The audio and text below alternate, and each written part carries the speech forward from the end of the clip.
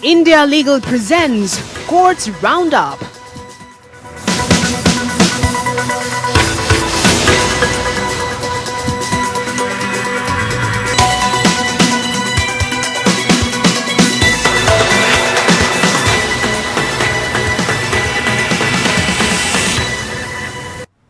नमस्कार, मैं हूं आपके साथ पूजा कविया गोमा। कोर्ट्स राउंडअप में आप सभी का स्वागत है।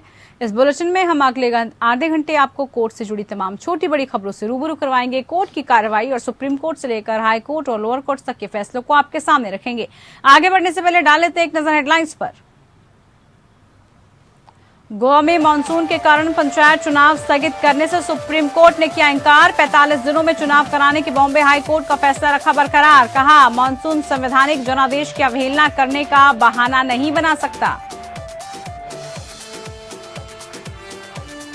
नुपुर शर्मा को गिरफ्तार करने की मांग वाली याचिका को तत्काल सूचीबद्ध करने से सुप्रीम कोर्ट की अवकाश पीठ ने किया इंकार। कहा, पहले रजिस्ट्रार के समक्ष करें इसका उल्लेख।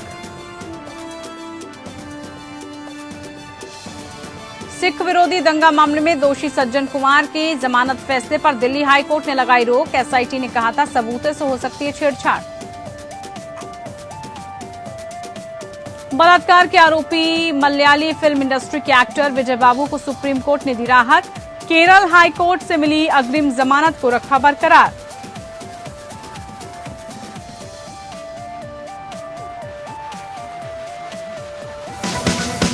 India Legal presents Courts Roundup.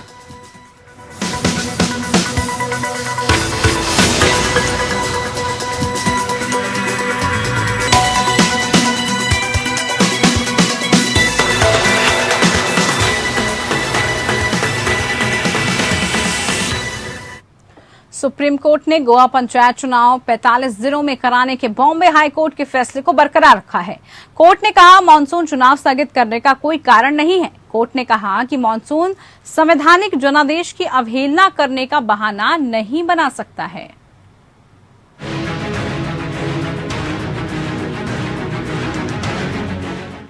Goa सरकार को सुप्रीम कोर्ट ने झटका दिया है। दरअसल बॉम्बे हाई कोर्ट के आदेश को सुप्रीम कोर्ट में चुनौती दी गई थी। बॉम्बे हाई कोर्ट ने पंचायत चुनाव प्रक्रिया को 12 अगस्त तक पूरा करने का निर्देश दिया गया था। महाअधिवक्ता देवीदास पंगम ने कहा था कि सरकार ने कहा है कि सितंबर में 186 ग्राम पंचायतों के चुनाव कराना उचित होगा। अपनी याचिका में सरकार ने ये भी कहा कि अगर चुनाव सितंबर में होते हैं तो ट्रिपल टेस्ट का पालन करना और ओबीसी वर्ग को उपलब्ध समय के कारण आरक्षण प्रदान करना संभव हो सकता है। 28 जून को गोवा में बॉम्बे के उच्च न्यायालय ने 186 पंचायतों के चुनाव स्थगित करने के राज्य सरकार के फैसले को रद्द कर दिया। इसे 3 दिनों के भीतर तारीख तय करने और 45 दिनों के भीतर पूरी प्रक्रिया को पूरा करने का निर्देश दिया। राज्य सरकार ने कहा है कि उसने सही फैसला किया है कि मानसून के कारण चुनाव टाल दिया जाना चाहिए। इसने कहा कि बारिश के कारण चुनाव सामग्री और कर्मचारियों के परिवहन से संबंधित विभिन्न समस्याएं हैं और ये ध्यान रखना उचित है कि चुनाव बैलेट पेपर का उपयोग करके किया जाएगा। ऐसे में वोटर द्वारा बैलेट पेपर को हैंडल करने पर पेपर खराब होने या स्याही खराब होने की संभावना रहती है। उच्च न्यायालय में पीठ ने कहा कि ये सबमिशन सुप्रीम कोर्ट का आदेश संवैधानिक जनादेश का उल्लंघन करता है। इसने ये भी कहा कि केवल इसलिए कि अतीत में कुछ अचानक बाढ़ या चक्रवात हो सकते हैं, मानसून संवैधानिक जनादेश की अवहेलना करने का बहाना नहीं बना सकता है।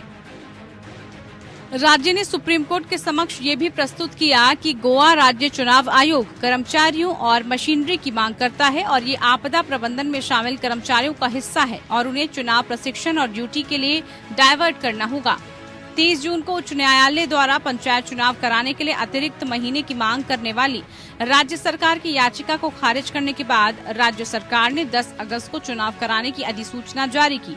हाल ही में राज्य सरकार ने 175 ग्राम पंचायतों में प्रशासकों की नियुक्ति की, जिनका कार्यकाल 19 जून को समाप्त हो गया।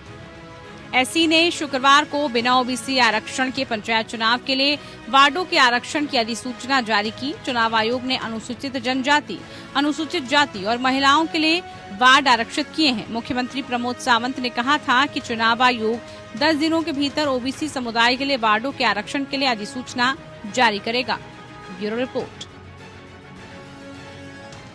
तो वहीं केंद्र सरकार के कुछ आदेशों के खिलाफ ट्विटर ने कर्नाटक हाईकोर्ट का दरवाजा खटखटाया है। कंपनी ने कंटेंट को लेकर सरकार के कुछ आदेशों को वापस लेने की मांग उठाई है। ट्विटर ने कहा कि खाता स्तरीय अवरोधन उपयोगकर्ताओं के अधिकारों का उल्लंघन करता है। कोर्ट ने 39 यूआरएल को ब्लॉक करने की चुनौती दी गई है। आइए जानें ट्विटर की कोर्ट में दलीलें क्या थी।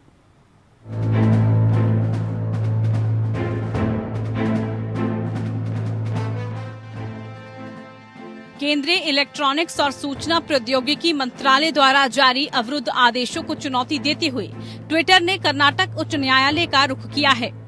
विचाराधीन 10 आदेश जो फरवरी 2021 और फरवरी 2022 के बीच जारी किए गए थे, उसमें ट्विटर को कुछ सूचनाओं को जनता तक पहुंचने से रोकने और कई खातों को निलंबित करने का निर्देश दिया गया है। केंद्रीय इलेक्ट्रॉनिक्स और सूचना प्रौद्योगिकी मंत्रालय या MEITY द्वारा जारी अवरुद्ध आदेश उच्च न्यायालय को अनुलग्न A से K के रूप में चिन्हित सीलबंद कवरों के माध्यम से प्रस्तुत किया गया है।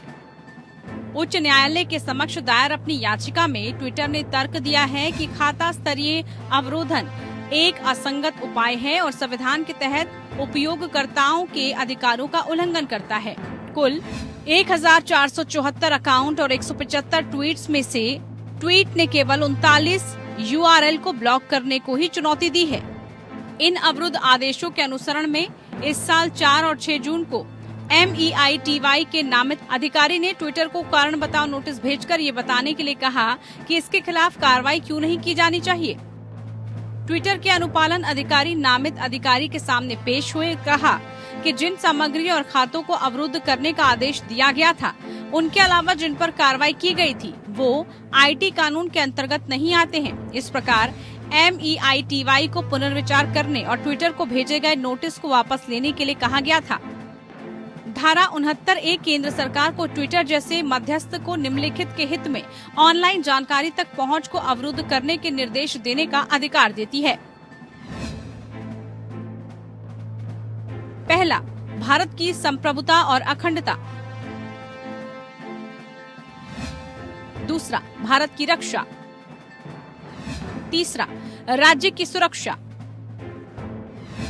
चौथा, विदेशी राज्यों के साथ मैत्रीपूर्ण संबंध। पांचवा, सार्वजनिक व्यवस्था। और छठा, किसी संज्ञेय अपराध को रोकने के लिए उकसाने को रोकना।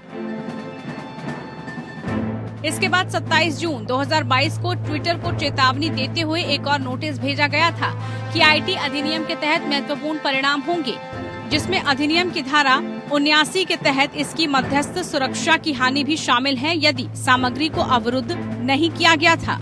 हालांकि जब सोशल मीडिया प्लेटफॉर्म ने दोहराया कि IT अधिनियम का उल्लंघन नहीं है, ट्विटर को एक पत्र भेजकर कहा गया कि वो 27 जून के नोटिस पर पुनर्विचार कर रहा है और जल्द ही अगले कदम की पुष्टि करेगा। इस बीच ट्विटर ने अवरुद्ध आदेशों को चुनौती देते हुए कर्नाटक उच्च न्यायालय का रुख किया है।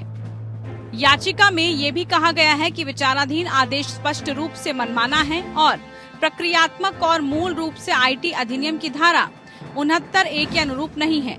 इसके अलावा वो कानून द्वारा निर्धारित प्रक्रियाओं और सुरक्षा उपायों का पालन करने में विफल रहते हैं। ट्विटर ने तर्क दिया कि पूरे खातों को ब्लॉक करने का निर्देश IT अधिनियम की धारा 69A के तहत आता है।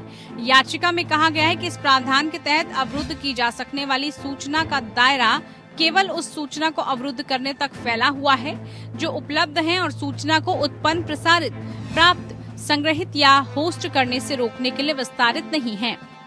एक और तर्क दिया गया कि MEITY ने सामग्री के प्रवर्तक को ब्लॉगिंग नियमों के तहत नियम 8A के तहत नोटिस प्रदान किया है, जैसा कि श्रेया सिंघल बनाम भारत संघ में सर्वोच्च न्यायालय द्वारा अनिवार्य किया गया था। जहां तक URL को ब्लॉक करने का सवाल है, ट्विटर ने तर्क दिया कि ब्लॉगिंग ऑर्डर उचित कारण प्रदान नहीं करते हैं, क्योंकि सामग्री को धारा 69A के तहत संकीर्ण आधार पर अवरुद्ध करने के लिए उत्तरदायी है। ट्विटर ने तर्क दिया कि इन मामलों में भी अवरोधक नियमों के तहत प्रक्रियात्मक सुरक्षा उपायों का पालन नहीं किया गया है। इन आधारों पर दूसरों के बीच ट्विटर ने प्रार्थना की है कि 10 अवरुद्ध आदेशों को रद्द कर दिया जाए। वैकल्पिक रूप से ये प्रार्थना की गई है कि आदेश को खाता स्तरीय निर्देशों को रद्द करने के लिए संशोधित किया जाए। इसके बजाय उन ट्वीट्स को निर्दिष्ट किया जाए जो आईटी अधिनियम की धारा 69A का उल्लंघन करते हैं। Bureau report. सुप्रीम कोर्ट ने एक टीवी डिबेट में पैगंबर मोहम्मद के खिलाफ कथित अपमानजनक बयान के लिए भाजपा की पूर्व प्रवक्ता नुपुर शर्मा को गिरफ्तार करने की मांग करने वाली एक वकील की याचिका को तत्काल सूचीबद्ध करने से इनकार कर दिया। याचिका का उल्लेख जस्टिस इंदिरा बनर्जी और जस्टिस जे.के. माहेश्वरी की अवकाश पीठ के समक्ष किया गया था। पीठ से याचिका को सूचीबद्ध करने का आग्रह करते हुए वकील ने कहा कि पुलिस को शिकायत की गई है, लेकिन पुलिस कोई कार्रवाई नहीं कर रही है। पीठ ने वकील के अनुरोध को मानने के लिए अपनी अनिच्छा व्यक्त करते हुए कहा, वेकेशन बेंच के समक्ष इसका उल्लेख क्यों किया गया? रजिस्ट्रार के समक्ष इसका उल्लेख करें। एडवोकेट अबू सुहेल द्वारा एडवोकेट चंद कुरैशी के माध्यम से दायर याचिका में घटना की स्वतंत्र, विश्वसनीय और निष्पक्ष जांच के लिए निर्देश देने की भी मांग की गई थी। शीर्ष अदालत ने शुक्रवार को शर्मा की याचिका पर विचार करने से इनकार कर दिया, जिसमें पैगंबर पर टिप्पणी के लिए उनके खिलाफ दर्ज कई एफआईआर को जुड़वाने की मांग की गई थी। जस्टिस सूर्यकांत और जस्टिस जे.बी. पारदीवाला की बेंच ने शर्मा को फटकार लगाते हुए कहा था कि शर्मा ने परिणामों के बारे में सोचे बिना गैर जिम्मेदाराना टिप्पणी की थी।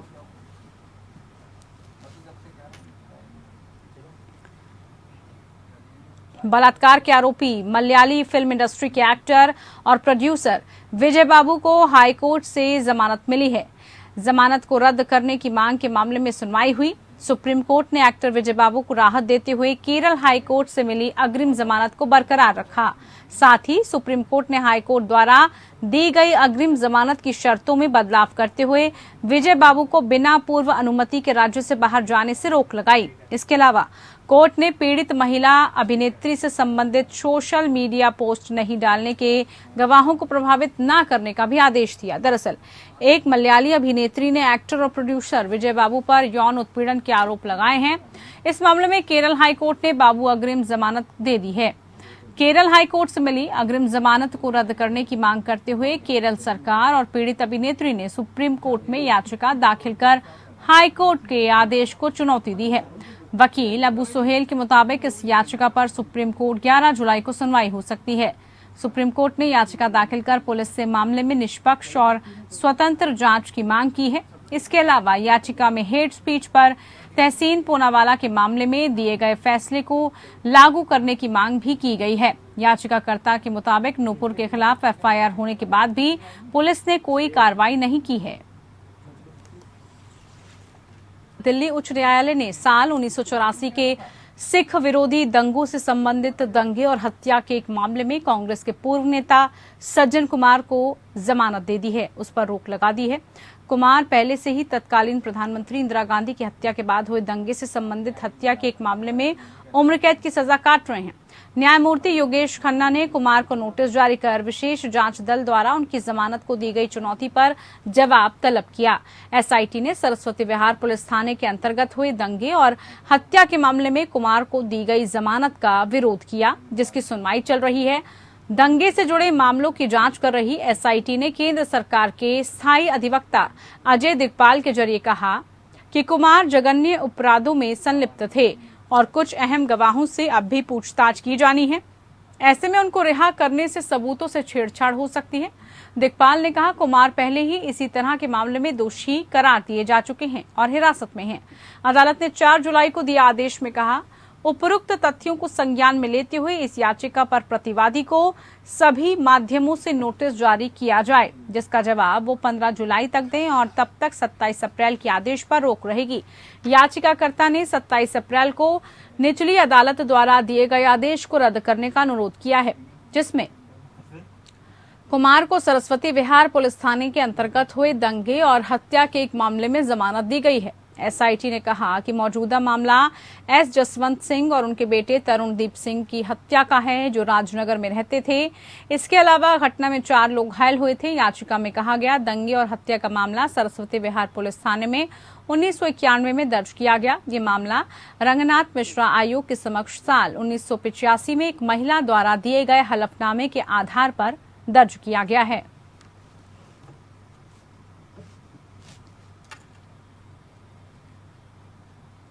कर्नाटक हाईकोर्ट ने इंडियन प्रीमियर लीग टीमों के लिए खिलाड़ियों के चयन के लिए हर साल होने वाली नीलामी पर सवाल उठाने वाली एक जनहित याचिका बुधवार को खारिज कर दी। याचिका में दावा किया गया कि ये मानव तस्करी है। एक्टिंग चीफ जस्टिस आलोक आराधे और जस्टिस जेएम खाजी की खंडपीठ ने मौखिक रूप से कहा, नीलामी और मैच खत्म हो गया है, फाइनल मैच खेला जा चुका है और इस साल की ट्रॉफी भी दे दी गई है, अब कुछ भी नहीं बचा है।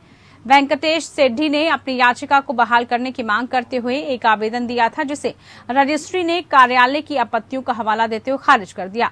केंद्रीय गृह मंत्री अमित शाह की ओर से पेश एडवोकेट नयना तारा बीजी ने आवेदन का विरोध किया और अदालत को दिल्ली हाई कोर्ट द्वारा विचार की गई और खारिज की गई इसी तरह की याचिका के बारे में सूचित किया। अपने आदेश में हाई कोर्ट ने कहा कि याचिकाकर्ता ने कर्नाटक हाई कोर्ट के नियमों की आवश्यकताओं का अनुपालन नहीं किया और इसलिए कार्यालय की आपत्तियों का पालन न करने के लिए उनकी रिट याचिका को खारिज कर दिया है।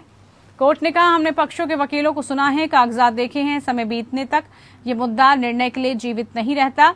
इसमें कहा गया है कि हम रजिस्ट्री द्वारा पारित 19 अप्रैल के आदेश को वापस लेने के इच्छुक नहीं हैं। याचिका में कहा गया है कि खिलाड़ी ना तो रोबोट हैं और ना ही सामान, और इस प्रकार सार्वजनिक नीलामी के माध्यम से खिलाड़ियों का चयन मानव जीवन और सम्मान को प्रभावित करता है। इसके अलावा इसमें आगामी आईपीएल नीलामी पर रोक लगाने की मांग की गई। याचिकाकर्ताओं ने बीसीसीआई के पदाधिकारियों, आईपीएल टीमों के मालिकों और आयोजन के प्रमुख विज्ञापन दाताओं को बिना शर्त सार्वजनिक माफी मांगने का निर्देश देने की प्रार्थना की है।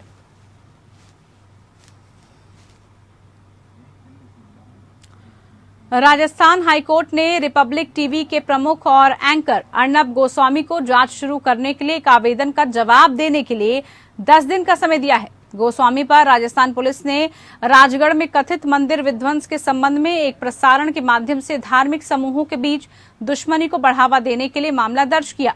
राजस्थान हाईकोर्ट ने गोस्वामी को राज्य के उस आवेदन का जवाब देने के लिए कहा जिसमें उसे दी गई अंतरिम सुरक्षा और मामले में जांच शुरू करने की स्वतंत्रता की मांग की गई। अदालत ने गोस्वामी को मई में अंतरिम सुरक्षा प्रदान की थी, जिससे अधिकारियों को उसे गिरफ्तार करने से रोक दिया गया था। कोर्ट ने मंगलवार को गोस्वामी को 19 जुलाई तक राज्य के आवेदन का जवाब देने के लिए कहा। कोर्ट ने तब तक गोस्वामी की सुरक्षा भी बढ़ा दी। भारतीय दंड संहिता की धारा 153 ए, 295 ए, 120 बी, 499, 501, 504 और 505 और अन्य संबंधित धाराओं और सूचना प्रौद्योगिकी अधिनियम 200 संपठित एनएसए के तहत अर्नब गोस्वामी के साथ साथ रिपब्लिक भारत के अन्य व्यक्तियों के खिलाफ 17/5/2022 को अंबा माता पुलिस स्टेशन उदयपुर में एफआईआर दर्ज कराई गई थी। राजस्थान में मंदिर के विध्वंस के संबंध में रिपब्लिक भारत द्वारा की गई समाचार रिपोर्टिंग के अनुसार एफआईआर दर्ज कराई गई थी। एफआईआर कांग्रेस प्रवक्ता पवन खेड़ा की शिकायत पर आधारित है।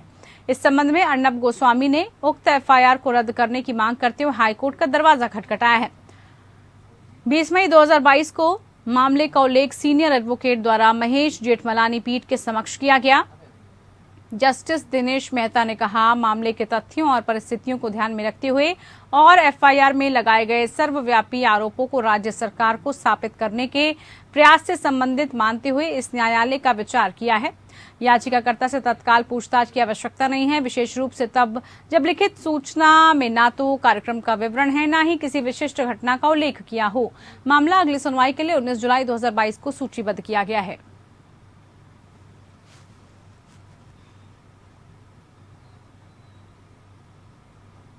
चलिए इसी के साथ कोच राउंड अप में इतना ही। मुझे दीजिए इजाजत। नमस्कार। India Legal presents Courts Roundup.